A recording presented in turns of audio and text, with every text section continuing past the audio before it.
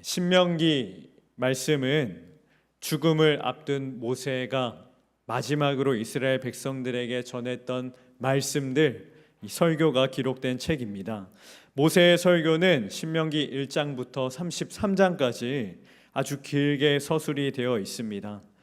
모세는 그 죽음을 앞두고 출애굽의 역사와 또 하나님께서 주신 이 율법과 말씀의 의미가 무엇인지를 자세하게 신명기에서 설교합니다.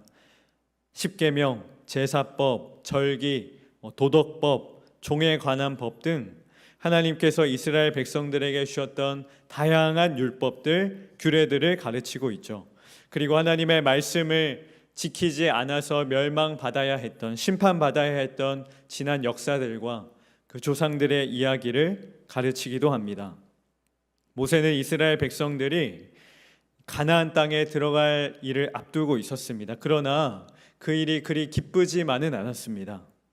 광야에서 40년 동안 보았던 이스라엘 백성들의 모습은 하나님께 늘 반역하고 하나님을 거역하고 범죄하는 모습들 뿐이었기 때문이었죠. 가나안 땅에 들어간다 하더라도, 하나님께서 주신 그 약속의 땅에 들어간다고 하더라도 그들은 여전히 하나님께 범죄하고 하나님을 거역할 모습들이 이 모세의 눈에는 선하게 보였기 때문입니다.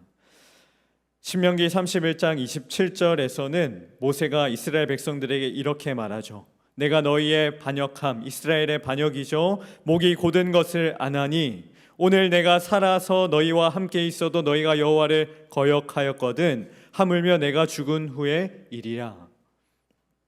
가나안 땅 앞에서 모세는 자신의 죽음을 앞두고 이스라엘 백성들을 심히 염려했습니다. 자신이 죽은 후에 이스라엘 백성들이 또다시 하나님을 거역하고 하나님께 범죄할 것을 모세는 염려하였죠. 그래서 신명기에는 하나님 말씀에 순종하면 복을 받고 하나님께 불순종하면 반드시 멸망할 것이라는 내용이 이 중심 사상을 이루고 있습니다. 모세는 이스라엘 백성들이 하나님께 반드시 순종해야 하며 그렇지 않으면 광야에서처럼 반드시 심판받을 것이라고 경고하죠. 모세는 32장 오늘 본문에서 이 모세의 길고 긴 설교를 마치는 부분입니다. 이 부분에서 모세는 자신의 마지막 설교를 마무리하면서 하나님의 말씀을 반드시 지켜야 한다는 것을 재차 강조하고 있습니다. 그는 정말 이스라엘 백성들이 가나안 땅에 들어가서 하나님의 말씀대로 살아가기를 원했고 그의 설교 마지막에 그것을 다시 한번 강조할 수밖에 없었습니다. 오늘 본문 말씀을 함께 살펴보겠습니다. 신명기 32장 45절 말씀입니다. 우리 함께 읽겠습니다. 모세가 이 모든 말씀을 온 이스라엘에게 말하기를 마치고, 모세가 신명기 1장부터 32장에 이르는 그의 긴 마지막 설교를 이제 모두 마쳤습니다. 그런데 모세는 설교를 이대로 끝낼 수가 없었습니다.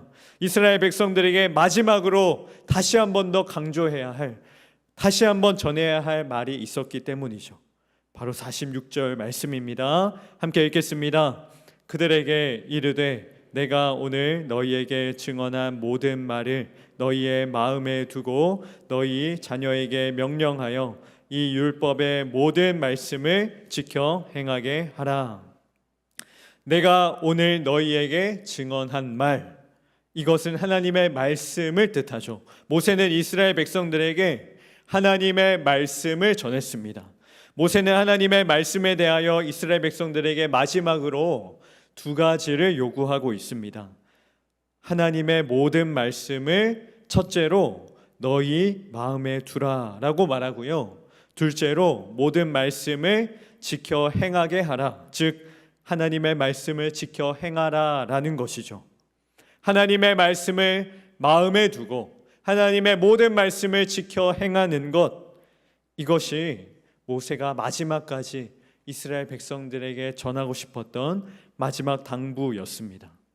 저는 오늘 모세의 이 마지막 당부에서 중요한 신앙의 원리를 여러분과 함께 나누고자 합니다. 신명기를 그냥 쭉 34장까지 읽으면요, 모세는 하나님의 말씀과 율법을 반드시 지켜야 한다는 것을 강조하는 것으로 보입니다. 우리는 신명기와 같은 이 모세의 글을 읽을 때 모세가 하나님의 말씀을 잘 지키라고 말하는구나, 하나님께 순종해야 복을 받는구나, 우리는 이렇게 쉽게 결론을 내릴 수 있다라는 거죠. 네, 모세는 신명기에서 그것을 매우 강조하고 있습니다. 우리가 46절에서 본 것처럼 하나님의 모든 말씀을 지켜 행하라, 이것이 신명기의 결론, 모세의 결론이었습니다. 그러나 모세는 신명기에서 단지 하나님의 말씀을 지켜 행하는 것만을 강조하는 것은 아닙니다. 그것에만 초점을 두는 것은 아니라는 거죠. 하나님의 말씀을 지키는 것은 너무나 중요합니다. 그러나 그것이 신명기의 전부는 아닙니다. 신명기에는 하나님의 말씀을 지키는 것, 그것만큼이나 중요한 것이 또 있다라고 말하고 있습니다. 모세는 이것을 매우 중요하게 여깁니다. 하나님의 말씀을 지키는 것과 더불어 이것이 너무너무 중요하다는 것을 신명기 곳곳에서 밝히고 있죠. 그것은 바로 하나님을 마음에 두는 것입니다. 하나님을 내 마음에 두는 것, 하나님의 말씀을 내 마음에 두는 것이죠. 우리 46절 말씀을 다시 한번 읽겠습니다. 46절입니다. 그들에게 이르되 내가 오늘 너희에게 증언한 모든 말을 너희의 마음에 두고 너희 자녀에게 명령하여 이 율법의 모든 말씀을 지켜 행하게 하라. 네, 46절을 다시 한번 보면요, 모세는 분명 하나님의 말씀을 지켜 행하라고 말씀하고 있습니다. 그런데 그 앞에 우리가 놓쳐서는 안 될 아주 중요한 메시지를 이야기하고 있죠. 하나님의 말씀을 너희 마음에 두어라 라는 것입니다. 마음이라고 번역된 이 단어는요, 히브리어 원어로 레바브라는 단어입니다. 레바브는 원래 내장을 의미하는 말입니다.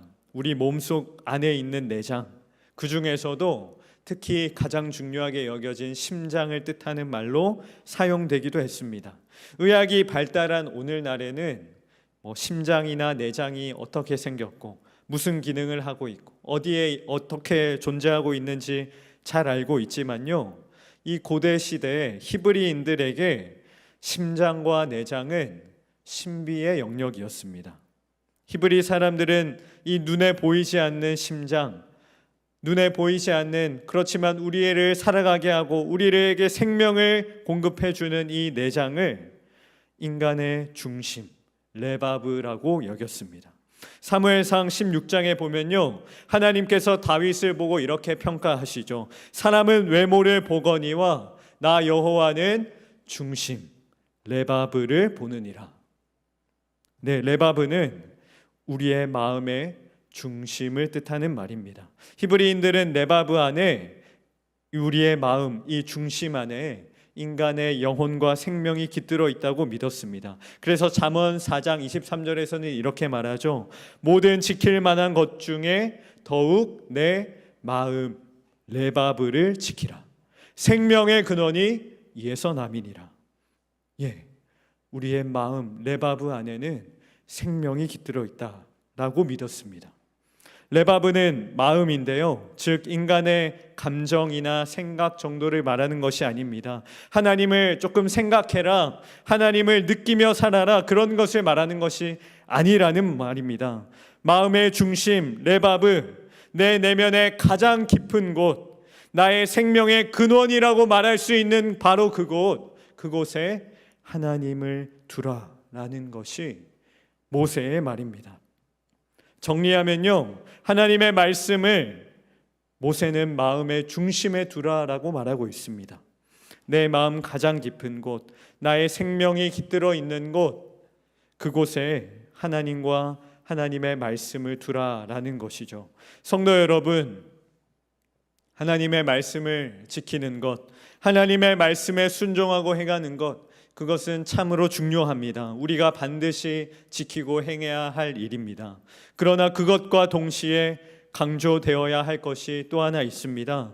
바로 하나님의 말씀을 내 마음에 두는 것입니다. 내 마음 중심에, 내 영혼 가장 깊은 곳, 가장 근원이 되는 그곳에 우리 하나님을 두는 것이죠.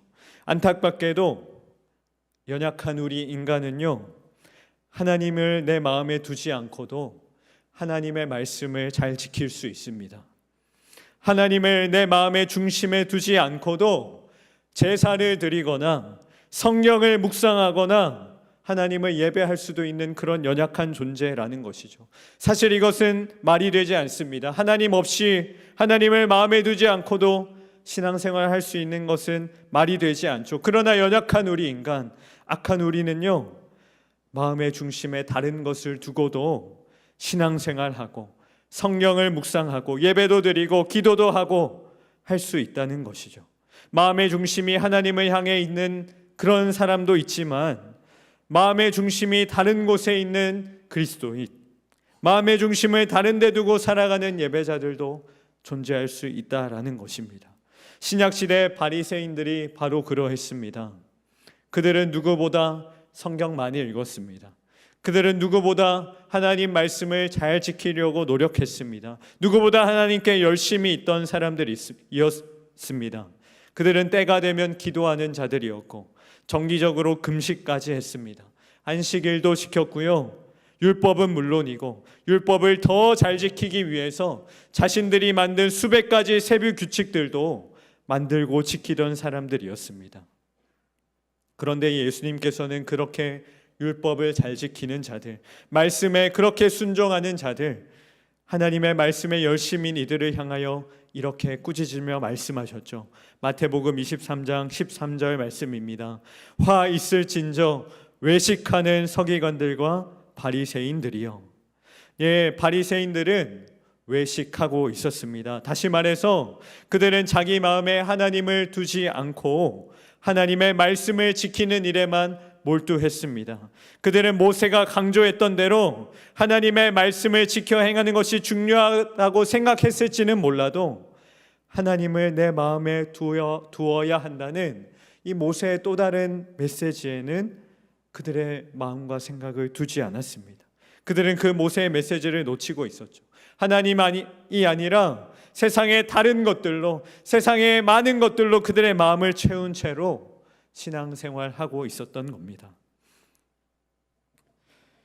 신명기를 이런 관점에서 다시 한번 보면요, 모세가 얼마나 하나님을 마음에 두어야 한다는 것을 강조하고 있는지가 눈에 보입니다. 신명기 4장 9절 말씀입니다. 오직 너는 스스로 삼가며 내 마음을 힘써 지키라. 신명기 6장 5절 말씀입니다. 너는 마음을 다하고 뜻을 다하고 힘을 다하여 내 하나님 여호와를 사랑하라. 6절 말씀, 오늘 내가 내게 명하는 이 말씀을 너는 마음에 새기라. 신명기 10장 12절입니다. 이스라엘아, 내 하나님 여호와께서 내게 요구하는 것이 무엇이냐? 곧 내 하나님 여호와를 경외하며 그의 모든 도를 행하고 그를 사랑하며 마음을 다하고 뜻을 다하여 내 하나님 여호와를 섬기고. 10장 16절입니다. 그러므로 너희는 마음의 할례를 행하고. 신명기 30장 6절 말씀입니다. 내 하나님 여호와께서 내 마음과 내 자손의 마음에 할례를 베푸사. 모세는 신명기 곳곳에서 하나님의 말씀을 지켜야 한다는 것과 더불어서 하나님을 내 마음에 두라, 마음을 다하여 하나님을 사랑하라, 마음을 다해 하나님을 경외하라, 마음의 할례를 행하라, 이렇게 강조하고 메시지를 전하고 있습니다. 주 안에 사랑하는 성도 여러분, 여러분은 지금 여러분의 마음에 무엇을 두고 있습니까? 여러분의 중심에 지금 무엇이 있습니까? 여러분의 생명의 근원, 여러분의 마음 가장 깊은 그곳에 여러분은 지금 무엇을 두고 있습니까? 오늘 여러분이 살아가시는 데에 여러분에게 생기를 주고 여러분에게 기쁨을 주고 여러분에게 감사를 주는 그것은 바로 무엇입니까? 사랑하는 성도 여러분, 그것이 바로 하나님이 되시기를 주님의 이름으로 축복합니다.